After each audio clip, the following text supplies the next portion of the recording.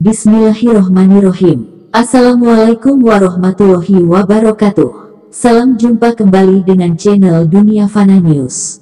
Berbagai media di Indonesia seperti CNN Indonesia, Detik.com, CNBC Indonesia, Pikiran Rakyat menyoroti biang kerok atau penyebab utama banjir bandang di Malaysia yang terjadi baru-baru ini. Berikut ini admin DFN akan menyajikan berita dari CNBC Indonesia tentang penyebab utama banjir yang diungkap oleh para pakar yang kompeten di bidangnya. Jakarta, CNBC Indonesia. Malaysia saat ini mengalami bencana banjir yang besar. Banjir yang meliputi hampir 8 negara bagian ini memaksa pemerintah negeri jiran itu untuk melakukan evakuasi terhadap puluhan ribu orang. Analis menyebut bahwa banjir ini sendiri tak lepas dari efek perubahan iklim global.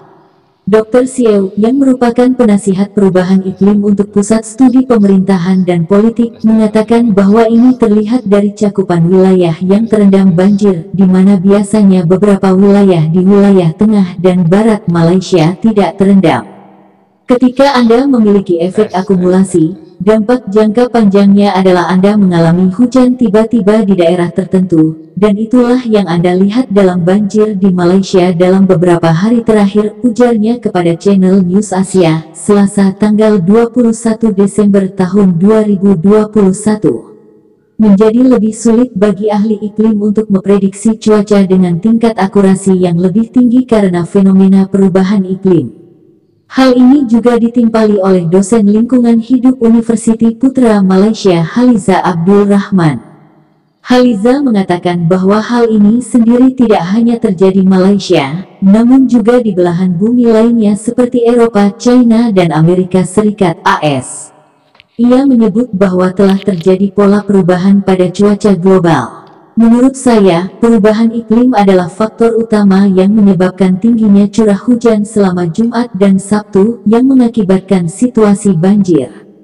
Banjir telah disebut sebagai peristiwa sekali dalam 100 tahun.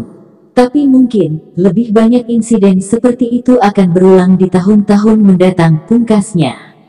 Dalam konferensi pers akhir pekan kemarin, Sekjen Kementerian Lingkungan Hidup dan Air Malaysia, KASA, Dr. Zaini Ujang mengatakan bahwa hujan deras yang dimulai pada Jumat dan berlangsung lebih dari 24 jam. Ini setara dengan curah hujan rata-rata selama sebulan dan merupakan peristiwa cuaca sekali dalam 100 tahun. Curah hujan tahunan di Kuala Lumpur adalah 2.400 mm dan ini berarti curah hujan kemarin telah melebihi rata-rata curah hujan selama sebulan itu di luar perkiraan kami dan hanya terjadi sekali dalam 100 tahun, katanya. Ia juga menekankan bahwa penyebab langsung dari peristiwa itu adalah faktor aliran monsun dan sistem cuaca tekanan rendah yang mencapai tingkat depresi tropis yang terbentuk di Laut China Selatan. Fenomena itu awalnya terdeteksi oleh Departemen Meteorologi Malaysia pada tanggal 12 Desember. Pada hari Sabtu, sistem cuaca memasuki Pahang dan menghantam seluruh semenanjung. Sementara itu, ahli meteorologi Dr. Azizan Abu Samah dari Universiti Malaya meminta agar pemerintah Malaysia meningkatkan sistem peringatan dini sehingga kejadian banjir besar di masa depan dapat ditangani dengan lebih baik.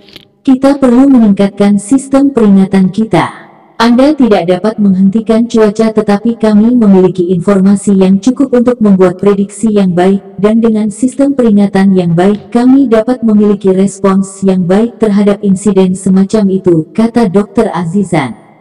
Bencana terjadi ketika Anda tidak merencanakannya, tambahnya. Demikian info dari channel Dunia Fana News.